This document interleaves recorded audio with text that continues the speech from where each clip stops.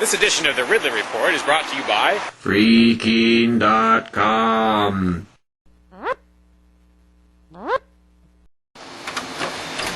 Decades overdue, it's finally starting.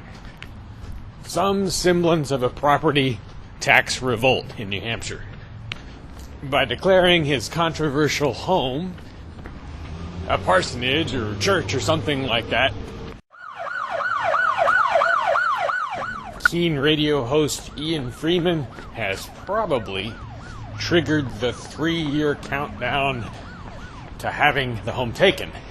Now, when I say home, there are really different words that I could use for this spot. I could call it the Keene Activity Center, which is sort of part of the, duplex that makes up Ian's property.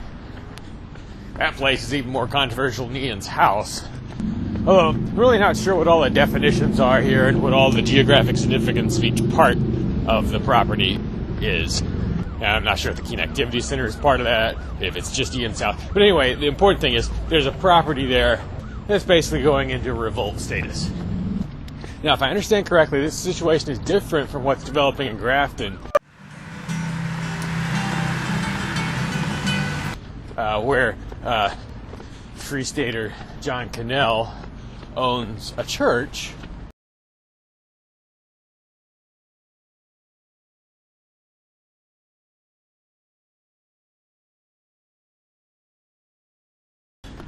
which is in fact a church building and is open to the public for worship services and so forth to a large extent.